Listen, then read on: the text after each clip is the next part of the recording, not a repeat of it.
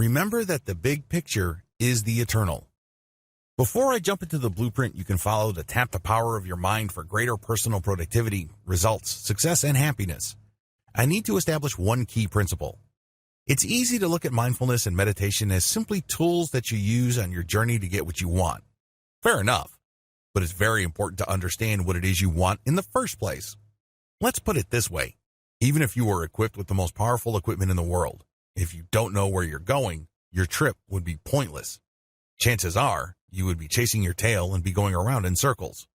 The world existed before you, it exists now while you're in it, and will continue to exist long after you're gone. You have to be at peace with this eternal truth. To fully wrap your minds around this, I need you to understand certain truths about how human beings have historically looked at the world and their place in it. With this understanding, your mind should be big enough to see your real place. Everything works in duality. Did you know that everything in the world, both seen and unseen, works in duality? You can't have black without white. You can't have empty without full. You can't have up without down. You can't have in without out. This is not an empty and shallow mental exercise. Instead, these dualities speak to the fundamental truth of what gives life meaning and power. The Greeks got it partially right. Their philosophy is binary in nature. Male and female, good and evil, light and dark, and so on and so forth.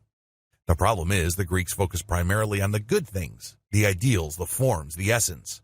When they did this, they basically sidelined the other half of the equation. It is a binary world. They got that part right.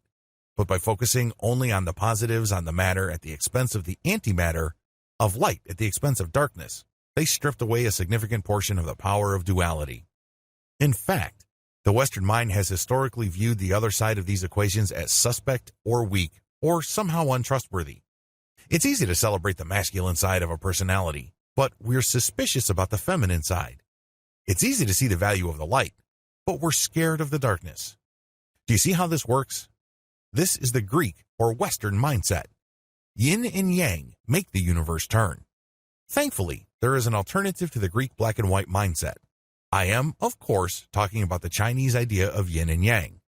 When you look at the yin and yang symbol, it's obvious that it acknowledges the binary nature of reality. But unlike Westerners, the Chinese see an equal value in the other side of the equation. They understand that full or substance would be meaningless without the complementary reality of emptiness or nothingness. One good example of this is in the Tao Te Ching, the primary scripture of Taoism, where it highlights the importance of the empty hole in a pot. Usually, people don't even think about the empty hole in the pot. They think about how big the pot is. They think about the price. They think about what the pot is made of. Usually, people don't think about the empty hole. But the Tao Te Ching points out that it's the emptiness inside that pot that gives that pot value. After all, that's where you store stuff. A solid pot with no hole in the middle is completely worthless. In other words, it's the void or the nothingness that exists in a binary relationship with somethingness that gives life value. The Chinese get it. They understand that the darkness is not to be feared. They understand that emptiness is not something to cry over. It all depends on context and how the seemingly negative elements work with other factors. This is how you get a big picture of the eternal.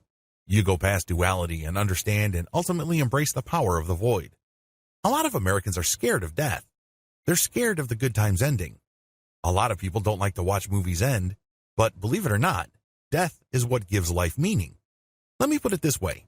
If you knew you were going to live forever, do you think you would live a life of meaning? Do you think you would be kind to people? Do you think you would look to heal the wounds of your past?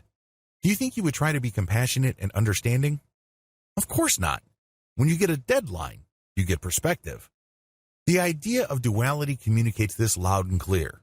You can't just live your life looking at the something of life. These are things that you can see, touch, taste, smell, and hear. You should also pay attention to the void. This is something that you can only grasp with your mind, but it's real nonetheless. It complements the something to produce real power in your life. The key that turns the ignition on this process, however, is focus.